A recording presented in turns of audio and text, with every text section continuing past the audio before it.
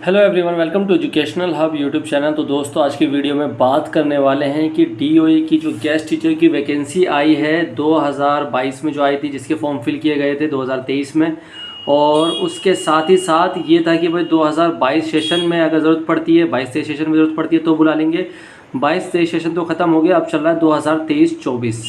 तो इसमें एक ये सवाल था कि कितनी पोस्ट आ सकती है। तो अभी फ़िलहाल 450 पोस्ट जो पोस्ट क्रिएट हुए हैं, मेरा मानना है कि इससे ज़्यादा भी आ सकती है और इससे कम भी आ सकती है, ऐसा कोई फिक्स नहीं है, ऐसा मेरा मानना है।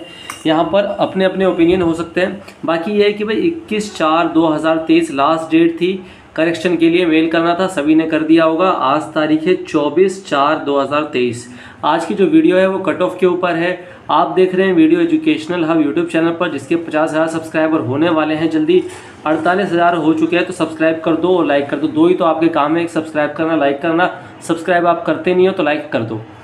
टोटल कैंडिडेट थे दोस्तों 8,589, यानी कि तकरीबन 8,500 से ज़्यादा कैंडिडेट थे।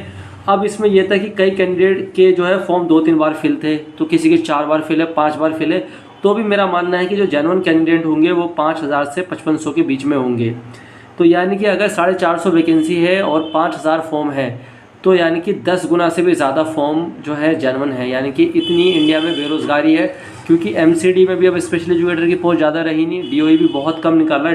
डीओई को कम से कम 4,500 पोस्ट निकालनी थी, क्योंकि हर स्कूल में 2 स्पेशल एजुकेटर चाहिए, और डीओई के कम से कम 2,000 स्कूल है लमसम। ऐसे एग्जैक्ट मुझे फिक्स नहीं पता, बट ये है कि हाँ, तो अगर 4,500 वैकेंसी आती तो इसमें सबका भला हो जाता। चलिए, ये बात तो अलग है। कट ऑफ जो है वो डिस्कस कर लेते हैं। अब मैंने क्या है, जो पीडीएफ थी वो पीडीएफ देखी है, जो पीडीएफ आई थी जिसके अंदर सभी बच्चों के नाम हैं, नंबर हैं।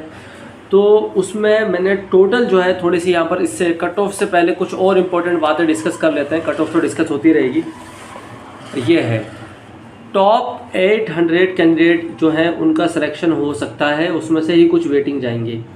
यानी कि 8,589 की जो पीडीएफ है उसमें से टॉप जो हैं 800 कैंडिडेट वो सिलेक्ट हो जाएंगे।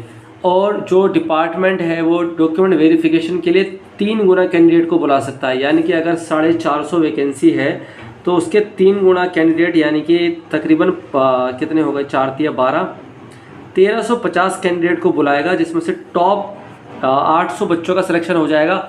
800 में मैं क्यों कह रहा हूँ, क्योंकि इसमें से कुछ किसी के डॉक्यूमेंट में कोई कमी होगी, किसी का ओबीसी का सर्टिफिकेट नहीं होगा, किसी का डिप्लोमा नहीं आया होगा, किसी का आरसीआई सर्टिफिकेट नहीं बना होगा, किसी का फादर मदर नेम में करेक्शन होगी, किसी का कुछ होगा, तो उस वजह से रिजेक्ट होके 800 में से, जो टॉप 800 में से जो है, इनको 450 कैंडिडेट मिल जाएंगे और यहाँ पर खेल ख़त्म।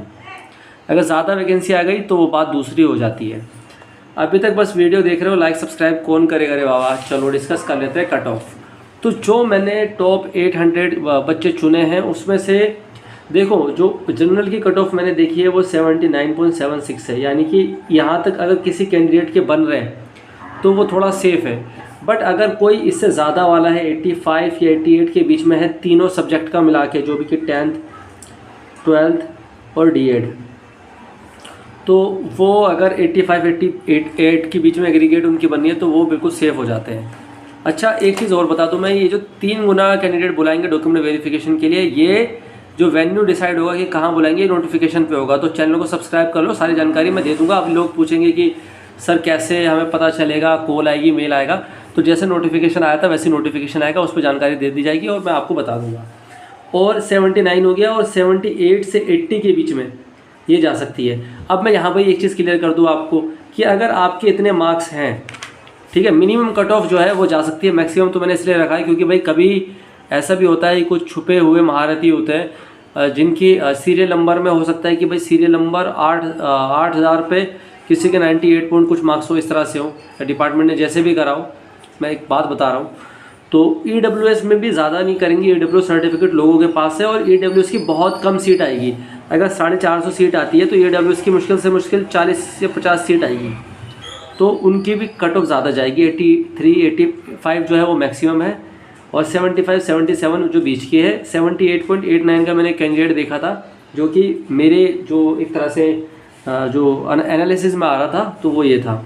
ओबीसी की थोड़ी सी कम कर लेते, 80, 82, 72, 74। एससी की मैंने ज़्यादा करी है। अब लोग कहेंगे सर एससी की ज़्यादा क्यों कर ली?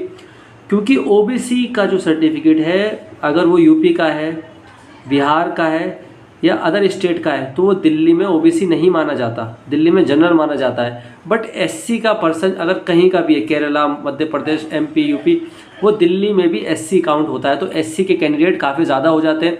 तो एससी की कट ऑफ मैंने थोड़ी सी हाई रखी है, 83, 85 के मैक्सिमम है, 75, 77 मिनिमम है। एसटी की ले लो, एसटी की मैंने थोड़ी सी कम कर दी है क्योंकि एसटी जो है अनुसूचित जनजाति है तो उसकी बहुत कम चली जाती है, क्योंकि इसमें इसके कैंडिडेट काफ़ी कम मिलते हैं। तो 76, 78 ये रख दिया, 70, 72 और पीडब्ल्यूडी की मैंने सेम रखी है कि इतनी जा सकती है। तो ये कट ऑफ मैंने डिस्कस करी है। अगर आपको ये कट ऑफ थोड़ी सी समझ में आ रही है तो वीडियो को लाइक कर दो। अगर आपका कोई पर्सनल ओपिनियन है तो कमेंट बॉक्स ओपन है, आप मैसेज करें, आप टाइप करें, फिर उसको एनालिसिस करके लाइव सेशन में भी डिस्कस कर लेंगे। और कोई प्रॉपर वीडियो अगर मुझे बनाने की ज़रूरत पड़ती है तो मैं इस रिगार्डिंग वीडियो बना लूँगा।